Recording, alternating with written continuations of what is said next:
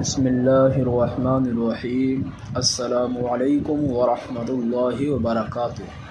الحمدللہ، آج ہمارا اردو زبان کی چوتھی کتاب کا 39واں سبق شروع ہو رہا ہے۔ حکایت ماہی عقل مند و کم عقل و بے عقل۔ ماہی یعنی مچھلی، عقل مند یعنی سمجھدار۔ از رنگین دہلوی۔ واو کا لفظ جب دو لفظوں کے درمیان آتا ہے تو اس کو ملا کر پڑھتے ہیں، جیسے حکایت ماہی عقل مند و کم عقل و بے عقل۔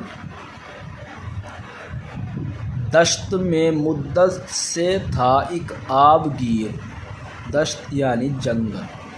مچھلیاں تین اس میں رہتی تھیں، صغیر یعنی چھوٹی۔ شام کو صیاد پہنچا ایک وہاں، یعنی شکاری، صیاد شکاری۔ بولا ڈالوں گا سحر کو جالیاں، وہ جو تھی دانا تو سن اس بات کو۔ بہہ گئی آگے وہاں سے رات کو، صبح کو صیاد نے اٹھتے ہی بس۔ صبح یعنی صبح، اصل لفظ ہے صبح۔ صبح کو صیاد نے اٹھتے ہی بس، جال کو پانی میں پھینکا کر ہوس۔ وہ جو تھی کم عقل مچھلی اس گھڑی، سمجھی اب مجھ پر مصیبت آ پڑی۔ جان پر اپنی وہ ایک دم اڑ گئی، بن کے مردہ پھر تو وہ چت پڑ گئی۔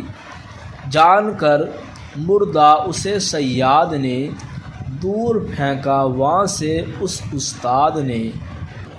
یوں بچا کر لے گئی وہ اپنی جان، تیسری کا اب سنو مجھ سے بیان۔ بس کہ وہ احمق تھی آئی دام میں، اس کو وہ صیاد لایا کام میں۔ بس یہ لازم ہے کہ پیش از مرگ یار، کام فرما عقل کو رہ ہوشیار۔